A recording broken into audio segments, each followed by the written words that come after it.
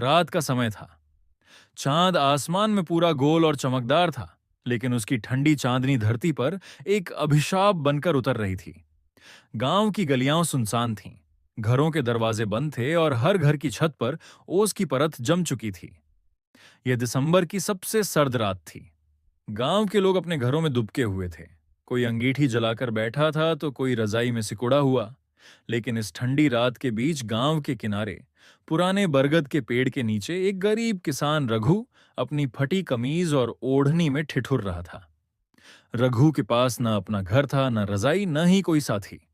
उसका शरीर ठंड से कांप रहा था, लेकिन उसकी आंखों में अब भी उम्मीद की लौ थी। उम्मीद की सुबह सूरज की पहली किरण उसके जीवन में कुछ गर्माहट लाएगी। रघु का जीवन बहुत कठिन था। पहले उसके पास थोड़ी सी जमीन थी, जिसमें वह गेहूं और सरसों बोता था। लेकिन 3 साल पहले आई बाढ़ ने सब कुछ बहा दिया। जमीन चली गई, घर ढह गया और उसकी पत्नी सीता और छोटा बेटा गोपाल उसी बाढ़ में बह गए।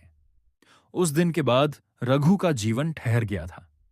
उसने गांव वालों से मदद मांगी, लेकिन सबने अपने अपने बहाने बना दिए। कोई बोला, रघु, हमारे पास खुद कुछ नहीं है। तो कोई बोला, अरे, भगवान ने जो किया उसी में भलाई है। धीरे धीरे लोगों ने रघु को भुला दिया। अब वह दूसरों के खेतों में मजदूरी करके किसी तरह पेट पालता था और रात होते ही किसी पेड़ या छप्पर के नीचे सिमट जाता था। उस रात ठंड इतनी ज्यादा थी कि हवाएं भी जैसे चाकू की तरह चुभ रही थीं।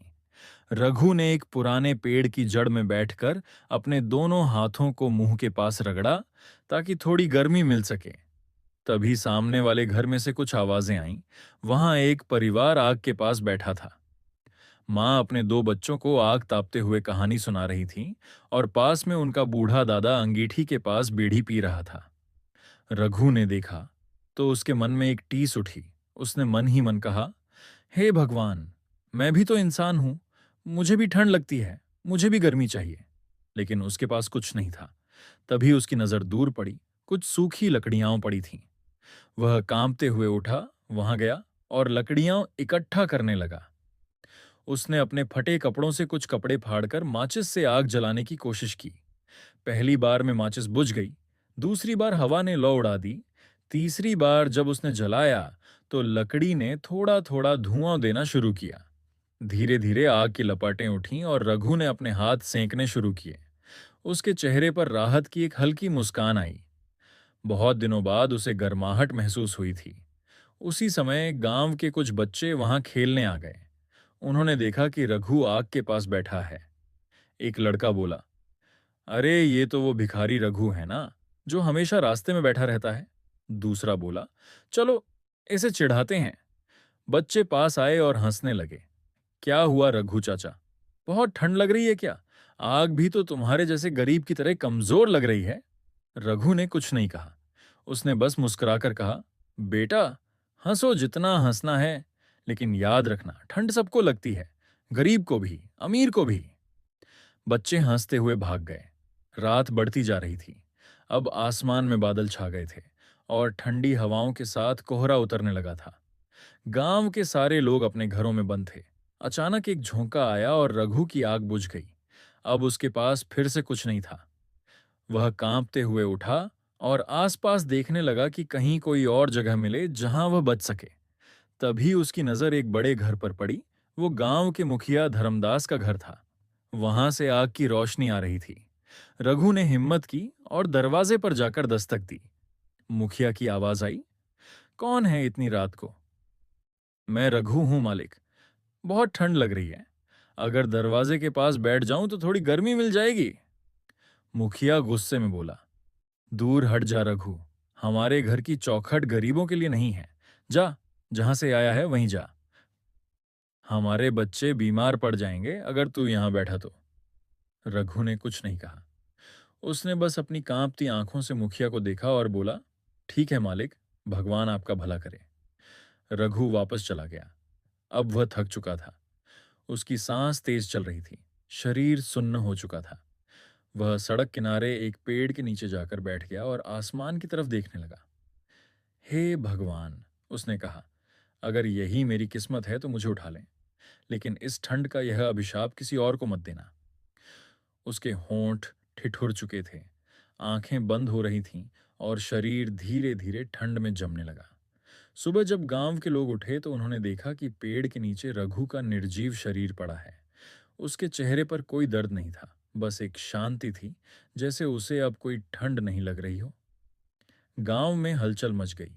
सब लोग रघु के पास इकट्ठा हुए। मुखिया धर्मदास भी आया, लेकिन उसकी नजरें झुकी हुई थीं। उसे अपनी बात याद आ रही थी। हमारे घर की चौखट गरीबों के लिए नहीं है।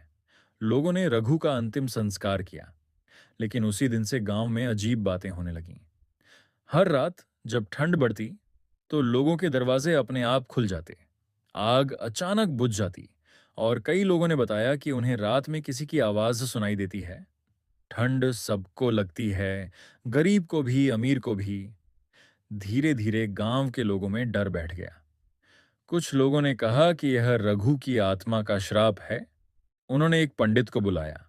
पंडित ने पूजा की और कहा, यह आत्मा तब तक नहीं जाएगी जब तक गांव में कोई ऐसा काम नहीं करेगा जिससे गरीबों की ठंड मिट सके। जब तक कोई अपना घर उसके नाम नहीं करेगा, ये ठंड का अभिशाप गांव से नहीं जाएगा। मुखिया धर्मदास के दिल पर जैसे हथौड़ा पड़ा। उसी रात उसने अपने घर के बाहर एक छोटी सी झोपड़ी बनवाई और लिखा, ये झोपड़ी उन सब के लिए है जिन्हें ठंड लगती है। उसने वहां आग की लकड़ियां रखीं और हर रात किसी न किसी गरीब को वहां रुकने दिया।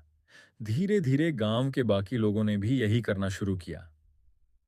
किसी ने अपने आंगन में अंगीठी रखी, किसी ने गरीबों के लिए कंबल बांटे, और जब सबने मिलकर यह काम किया तो गांव में फिर कभी वह ठंड का अभिशाप नहीं लौटा।